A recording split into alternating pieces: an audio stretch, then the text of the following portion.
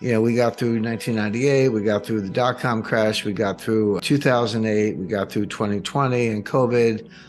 There's actually a good size market drawdown in 2018 between October 1st, 2018 and Christmas Eve, what I call the Christmas Eve massacre. Stock markets dropped 20% in under 3 months. When the Fed kept raising interest rates, even though the economy was weakening. So they have seen those, but every single time it came back, even in COVID, March, April 2020, the stock market went down 30%. It did. I mean, just almost straight down. But by September, we were back to new all-time highs. And so it's not that they've never seen that kind of volatility, but they learned the wrong lesson, which is it always comes back. And we know why, because the Fed bails you out, the Fed floods the zone with money, the Fed talks it up, et cetera. But the counter example, in 1929, when the stock market did crash, it was down 23% over 2 days. It was like a 12% day and an 11% day in late October 1929. But it kept going. The stock market crashed in October 1929, but it bottomed in June 1932. That was a 3-year moving crash or rolling crash, whatever you want to call it, with some rallies along the way. And the total damage was over 80%, not 30%, not 40%, down 80%. And what people don't know, many people don't know, is you said, okay, then it rallied in 1933 and 1934. The Fed messed up again and blundered again, as they usually do, in 1937 and threw us into a double dip. But if you ask people, okay, well, everyone knows the stock market crashed in 1929. When did it regain those highs? How long did that take? The answer is 25 years. It was 1954 before the market recovered from 1929. Now, it doesn't mean there weren't gains along the way or you couldn't make money. You could. But if you say, oh, I'll just sit tight and wait till it comes back, well, a lot of people didn't live long enough. They never saw their money back because they didn't live 25 more years. So that's a real bear market. It's happened before. And the point is, you need to be prepared for things like that. And there are no one alive, but very few people alive have seen anything like that. And if you say, well, what if we had another market crash right now? We'll talk about reasons why in a second. Why couldn't the Fed just come right back in and, print some more money and do the same thing over again and bail out the new failures, whoever they may be? You can just kind of keep bailing things out. Why not do it again? What's the big deal? Well, the answer is each bailout is bigger than the one before. And that's the point. You can go all the way back 1994, Mexico, 1998, Russia, LTCM, 2000 dot-com, 2008 Lehman, 2020 pandemic. And they do bail out, but each one's bigger than the one before. I mean, we threw out $6 or $7 trillion of new debt on top of a $1 trillion a year baseline, $7 trillion in new debt to kind of dig our way out of 2020. So there's a limit. There comes a time when it's like, hey, this bailout is going to be 20 trillion, sorry, that check's too big. We're going to have to let some things fail. So what could happen? The first thing on my list is we're heading for a very severe recession. I just want to kind of explain briefly the dynamics of that. So the Fed's raising interest rates. We know that they started, so it wasn't that long ago, but March 1st, 2022, the Fed policy rate was zero. It was 0%. People remember Paul Volcker. Oh, Paul Volcker raised interest rates to 20%. Well, he did, but so far Powell hasn't raised them as high. But he's raised them fast. I mean, even when Volcker was working his way to 20%, it took 3 years, from 1979 to 1982. So Powell's plan is clear because he's told us. He said inflation is job one. It's not that we don't care, but unemployment is going to go up. We're going to have a recession. He doesn't use the R word, by the way, but it's implicit in everything he says. We are going to have a recession. Unemployment is going up.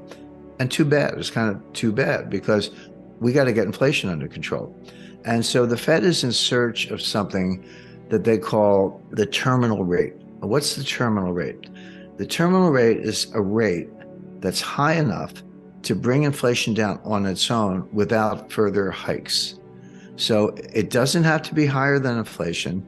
It has to be high enough to cause inflation to come down to the Fed's goal of 2% without hiking more. And when they get there to that terminal rate, they'll sit tight. They call it the pause. And the pause could be a year. And Powell said this. Again, this is right out of his script. So Powell's in search of the terminal rate. By the way, if you said to me, "Hey Jim, what's the terminal rate?" I would answer truthfully. I would say, "I don't know," but neither does Jay Powell. Jay Powell doesn't know what the terminal rate is. He's kind of saying, "We'll know it when we see it, but we're not there yet, and we're going to keep going." And they have what they call the DOTS, silly name, but the members of the Board of Governors and the Federal Reserve Bank presidents give estimates, or their estimates of unemployment, inflation, growth, and interest rates for the next 3 years. And they put them as dots on a chart, so they call it the dots. And then, Wall Street gets the dots. They do a central tendency and regressions and all this stuff. One of the top Fed insiders, like, practically sits in Jay Powell's lap and has all the way back to Bernanke and Yellen, told me personally, he said, inside the Fed, they regard the dots as a joke.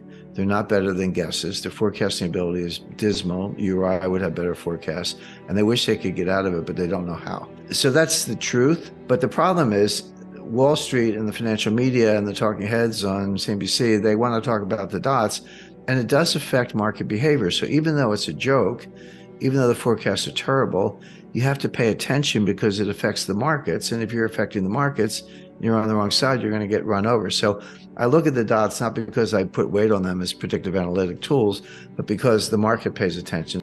The market says, hey, inflation's already coming down. And so the market says, hey, you did it. You're already there. Inflation is coming down. Why don't you stop? And by the way, you're going to get the message. The economy is going to be slowing down. Inflation is going to be coming down. And then you're going to cut rates. This is the famous pivot. Whenever you hear of the Fed pivot, that's when the Fed turns around and starts cutting rates instead of raising them. And that'll be just in time, and growth will slow, but it won't be too bad. And we'll come in for a soft landing. And this is the Goldilocks scenario. So again, typical Wall Street, get the pom-poms out, the Fed's going to cut rates, and so buy stocks. That's all Wall Street knows, is buy stocks. But the conundrum is inflation coming down because the Fed is still hiking, or is the inflation coming down because they're at the terminal rate? Well, we don't know. It's kind of hard to sort those things out. Powell would say, yeah, it's coming down. I know that, of course, but it's because I'm hiking and I'm going to keep doing it. My view is, no, you actually did it. It's mission accomplished. You just don't know it.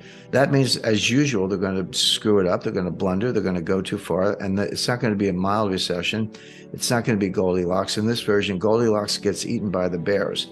In other words, you're going to throw this economy into a very deep recession because you're going to go too far, as usual. And you're not going to know it until too late. By the time you realize it's mission accomplished, you will have gone too far, too long, rates are going to be too high, and it's not going to be a soft landing. If Wall Street's talking up the stock market based on the soft landing Goldilocks scenario, but Powell's going to stick to his guns and raise rates too high, that's going to cause stocks to crash very severely, very suddenly. If the market were adjusting, say, yeah, Powell means it, he's going to keep it, and we ought to come down a little bit, that would be one thing, but that's not what's happening. The market's trying to rally. Powell's warning people what's going to happen. They're not listening, and it is going to happen.